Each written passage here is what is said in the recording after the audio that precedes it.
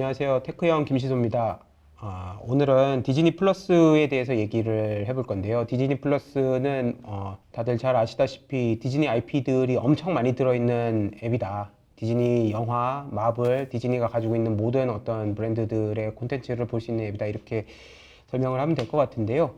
이 디즈니 플러스가 이미 미국에서는 서비스가 되고 있는데 올해 한국에 들어온다고 합니다. 그래서 한국에 언제쯤 과연 들어올 건지, 또 요금은 얼마나 될 건지, 또 어떤 형태로 서비스가 될 건지, 또 거기에 덧붙여 가지고 국내 OTT 업계에는 어떤 영향을 미칠 것인지 오늘 박종진 기자와 함께 얘기를 해보도록 하겠습니다.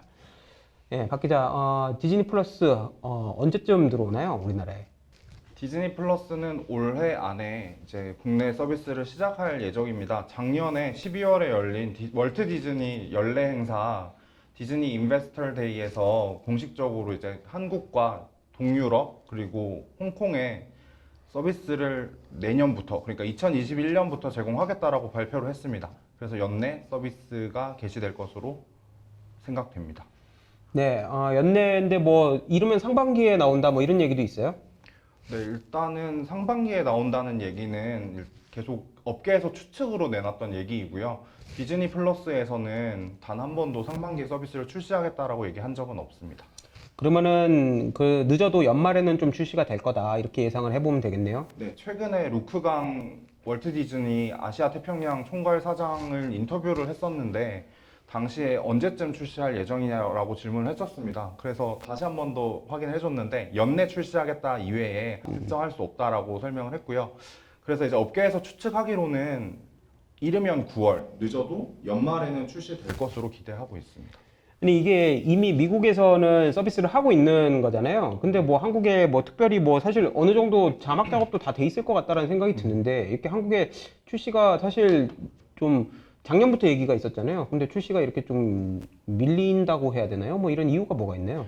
일단 자막 작업 같은 경우에 디즈니가 콘텐츠를 제공한 게 수만 편입니다. 그래서 한국어로 자막 작업을 한창 하고 있는 것으로 지금 예상이 되고, 그리고 자막 작업이 되더라도 일단 기본적으로 인터넷 서비스이기 때문에 기술 기반의 서비스이기 때문에 기술 호환성이라든지 연동성을 이제 마련하는데 시간이 걸릴 것으로 예상이 됩니다. 미국에서 이제 디즈니가 서비스를 제공이 되면 데이터 센터나 서버가 미국에 위치를 하고 있잖아요. 이제 그런 것들을 어떻게 국내 통신망을 통해서 데리고 들어올지 그런 것들에 대해서 좀 계획을 수립하는 단계라고 보여집니다.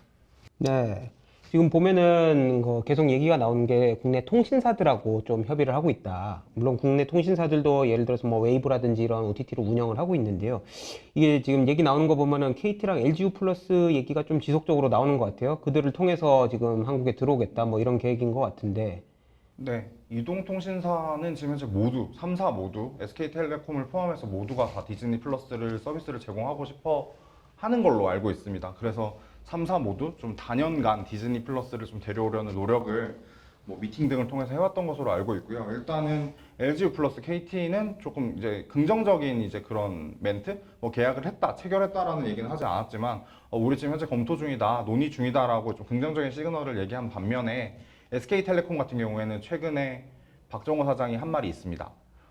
디즈니가 웨이브를, 그러니까 SK텔레콤의 ICT 패밀리사 중에 하나인 웨이브를 경쟁사로 생각하고 있다라는 얘기를 한 적이 있습니다. 그래서 SK텔레콤과는 좀 계약이 이루어지기 힘든 게 아니냐라는 그런 추측이 나오고 있는 상황인데요. 제가 확인해 본 결과 아직 SK텔레콤도 디즈니 플러스랑 협상을 지속하고 있는 것으로 알고 있습니다.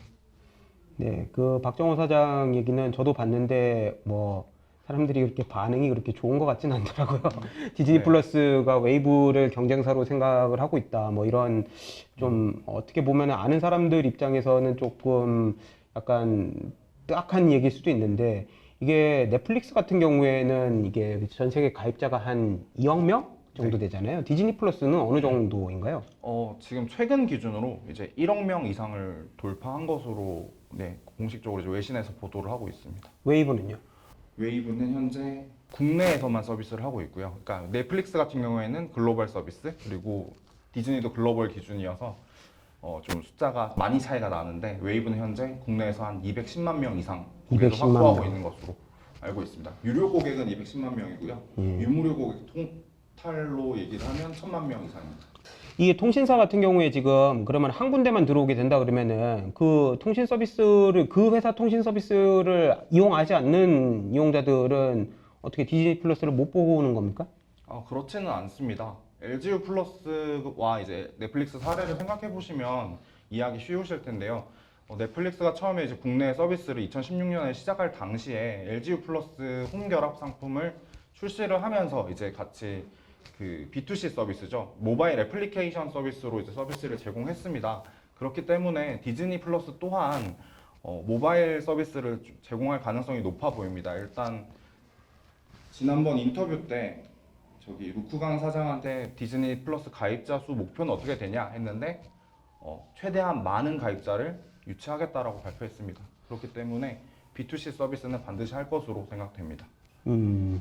이 디즈니 플러스가 사실은 아까도 얘기했지만 뭐 1억 명 정도 글로벌에서 있다라고 하는데 우리가 디즈니 하면은 사실은 뭐 디즈니 픽사 정도 알고 있는데 이 디즈니 플러스가 가지고 있는 콘텐츠 IP들 뭐 대표적으로 어떤 게 있을까요? 디즈니 콘텐츠라고 하면 디즈니 애니메이션을 흔히들 떠올리실 거고요. 그 외에도 이제 픽사, 마블, 스타워즈, 내셔널 지오그래픽, 그리고 스타까지 총 6개 카테고리 서비스가 있습니다. 그리고 웬만한 이제 그런 마블 시리즈 영화를 비롯해서 다양한 영화들이나 아니면 저기 콘텐츠들이 디즈니가 각 IP를 가지고 있는 서비스가 많이 있습니다. 네, 수만 편이라고 하는데 뭐 정확하게 세어보진 않는 것 같습니다. 예, 뭐 지금까지 얘기를 좀 종합을 해보면은 어쨌든 디즈니 플러스는 어마어마한 오리지널 콘텐츠를 보유한 거의 뭐 글로벌 톱 공급사다 이렇게 생각을 하시면 될 것 같고 적어도 연내에는 들어올 것이다. 그리고 연내 서비스 되는 그 형태들은 통신사를 통해서 서비스하는 게 하나가 있을 것이고, 그 다음에 일반적인 가입자를 받는 앱이나 인터넷을 통해서 받는 그런 형태가 있을 것이다. 뭐 이렇게 좀 정리를 할 수 있겠네요. 이 넷플릭스 같은 경우에는 그 한국에 들어와서 한국 콘텐츠 업계에다가 투자를 굉장히 많이 했잖아요. 그래서 뭐 예를 들어서 킹덤이라든지 이런 넷플릭스 전용에다가 한국 현지 콘텐츠들을 만들어서 수출도 하고 그랬는데 디즈니 플러스는 어떻습니까? 네, 넷플릭스가 2016년부터 2020년까지 총 7,700억 원을 투자해서 한국 콘텐츠, 그러니까 한국 오리지널 콘텐츠를 제작했었고요. 그리고 이제 올해 한 해만 5,500억 원을 추가로 투자하기로 이제 발표를 했었습니다. 그래서 그 이유는 한국 콘텐츠가 국내 고객을 이제 국내 가입자를 유지하는 데 있어서 그리고 새롭게 유치하는 데 있어서 큰 도움이 되는 것과 동시에 아시아 시장에서 넷플릭스의 경쟁력을 높여주는 이제 그런 경쟁력을 높여주는 콘텐츠 수단으로 좀 활용이 되고 있는 건데요. 그래서 그런 측면에서 봤을 때 디즈니 또한 당연히 한국 콘텐츠를 제작할 것으로 예상이 됐고 그리고 공식적으로 한국 오리지널 콘텐츠를 드라마 위주로 제작하겠다라고 발표한 상황입니다. 그렇게 되면 어쨌든 한국 콘텐츠 업계에는 좀 자금이라든지 이런 부분들의 수혜가 좀 있을 걸로 예상이 되고 OTT 업계 같은 경우에는 사실 뭐 글로벌에서 2억, 1억 뭐 이렇게 가입자를 가지고 있고 뭐 누구나 들어도 다 아는 IP를 가지고 있는 회사들이 들어오게 된다 그러면은 당연히 국내 토종 OTT들 같은 경우에는 좀 위협적이지 않을까 뭐 이런 생각이 좀 드는데요. 일단 자본의 이제 격차는 당연히 무시할 수 없고요. 그리고 일단 OTT에 있어서는 콘텐츠가 주요 경쟁력이 되는 상황을 생각을 하면 더더욱 이제 자본의 규모에서 오는 차이는 좀 이제 경쟁력이라든지 향후에 콘텐츠를 얼마나 생산할 수 있느냐의 그런 문제를 봤을 때는 조금 국내 OTT들 입장에서는 조금 부담으로 작용이 될 수도 있을 거라고 생각이 됩니다. 하지만 국내 OTT들도 지금 현재 1,000억 원에서 수천억 원까지 어쨌든 계속 투자 규모 계획을 발표하고 있고 그리고 콘텐츠 투자를 현재 지속하고 있는 상황이기 때문에 일단 그 승부는 좀 더 지켜봐야 될 것 같습니다. 아까 뭐 국내 토종 OTT 같은 경우에 대표적으로 뭐 웨이브를 꼽을 수 있을 텐데 웨이브 같은 경우에는 아까 유료 가입자가 한 200만 네, 정도라고 했죠. 사실 유료 가입자 200만도 사실 적은 숫자는 아니잖아요. 그렇다 보면은 어떻게 보면 좀 여기서도 좀 기회가 있을 수는 있다. 우리가 뭐 늘 모든 사람들이 디즈니만 보고 있는 건 아니기 때문에 뭐 이렇게 좀 이해를 해도 될까요? 네, 웨이브 같은 경우에도 현재 넷플릭스가 2016년부터 한국 시장에서 서비스를 제공하고 있습니다. 일단 넷플릭스 같은 경우에는 작년 말 기준 380만 명의 한국 가입자를 유치하고 있는 상황이고요. 그리고 웨이브 같은 경우에는 현재 210만 명 이상 가입자가 이제 유료 가입자가 가입해 있는 것으로 확인이 되고 있습니다. 그렇기 때문에 2016년 서비스를 시작한 넷플릭스와 2019년 서비스를 시작한 웨이브의 그런 시간차를 고려할 때 고무적인 성과라고 보여지고요.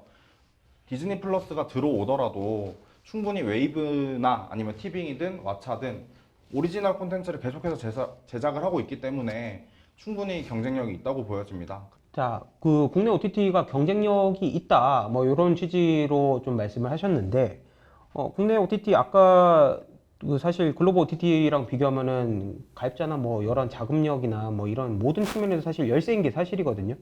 근데 뭐 구체적으로 어떤 경쟁력을 국내 OTT가 이 이 시장에서 발휘할 수 있을지 좀 설명을 부탁드릴게요. 네, 국내 OTT의 경우에는 한국 콘텐츠를 가장 많이 보유하고 있습니다. 그리고 우리나라 이용자, OTT 이용자들이 가장 많이 보는 콘텐츠는 한국 콘텐츠입니다. 그 일례가 넷플릭스에서 이제 그 매일 톱10 콘텐츠를 발표를 하는 건 아니고 이제 OTT 플랫폼에 들어가 보면 순위를 확인할 수 있는데요. 보통 탑10 콘텐츠의 과반이 한국 콘텐츠입니다. 넷플릭스 오리지널 콘텐츠를 비롯해서 CJ ENM, JTBC 그리고 지상파 방송에서 제공되는 콘텐츠들이 주로 이제 상위권에 랭크가 되어 있습니다. 그런 점을 봤을 때 한국 콘텐츠를 가지고 있다라는 점, 그리고 한국 콘텐츠, 그러니까 한국인들이 가장 좋아하는 콘텐츠를 잘 만들어낼 수 있다는 점에서 충분히 한국 콘텐츠를 가지고 있는 OTT, 우리 국내 토종 OTT들이 경쟁력이 있다고 보여지고요. 그리고 OTT의 경우에 그 유료 방송 서비스, 그러니까 IPTV나 케이블 TV와 같은 유료 방송 서비스와 달리 약정 기간이 없습니다. 그렇기 때문에 이번 달에 넷플릭스를 보고 다음 달에 디즈니 플러스를 보고 가입과 해지를 뭐 무제한으로 할 수 있기 때문에 좋은 콘텐츠를 생산만 한다면 얼마든지 경쟁에서는 이길 수 있다고 보여집니다. 예, 뭐 웨이브도 충분히 기회가 있을 것 같고, 뭐 사실 OTT라는 게 여러 개 구독할 수 있으면 여러 개 된다 그러면은 여러 개 구독하는 경우도 있기 때문에 뭐 꼭 그렇게 국내 업계들이 아주 위험하다라고 이렇게 보기는 좀 힘들 것 같다는 생각이 있네요. 그래도 어떻게 보면은 디즈니가 가진 어떤 IP들이 워낙 막강하기 때문에 디즈니 플러스를 중심으로 먼저 구독을 하고 나머지 이렇게 OTT들이 구독이 되는 형태가 되지 않을까 저는 뭐 이렇게 예상을 하는데, 자, 여기서 중요한 게 가격이에요. 가격 같은 경우에는 넷플릭스가 뭐 여러 상품들이 있고 계정에 따라서 좀 다르지만은 뭐 한 달에 뭐 한 뭐 만 원 조금 넘거나 2만 원은 안 되잖아요. 네, 디즈니 그렇습니다. 플러스의 가격은 어느 정도로 예상을 하시나요? 디즈니 플러스 가격은 현재 이제 미국 기준으로 7.99달러로 책정이 되어 있습니다. 월 사용 가격이고요.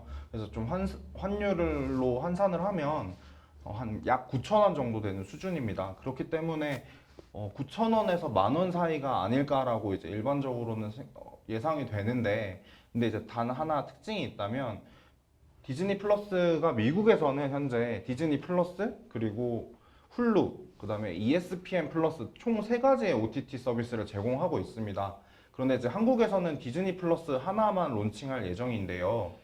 디즈니 플러스를 론칭할 때 일부 훌루의 서비스를 같이 포함해서 제공할 예정입니다. 그래서 그것을 고려하면 9,000원보다는 조금 더 비싸질 가능성은 있다고 생각합니다.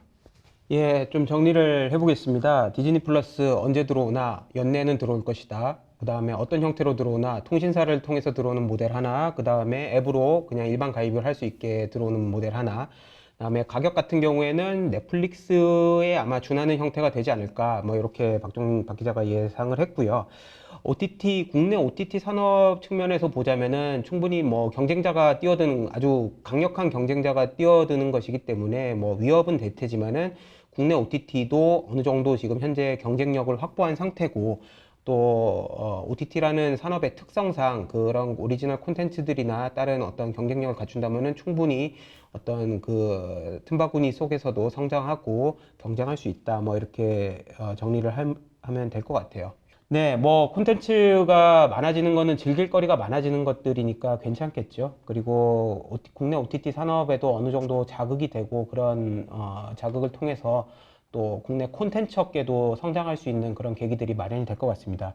이용자들 입장에서도 물론 돈은 점점 많이 들어야 되겠지만은 우리가 콘텐츠를 보고 즐기는 데는 돈이 당연히 들 수밖에 없겠죠. 그래서 이런 부분들 우리가 오늘 좀 살펴봤고요. 예, 오늘 박 기자랑 같이 많은 이야기 나눠봤습니다. 다음에 또 좋은 콘텐츠로 찾아뵙겠습니다. 감사합니다.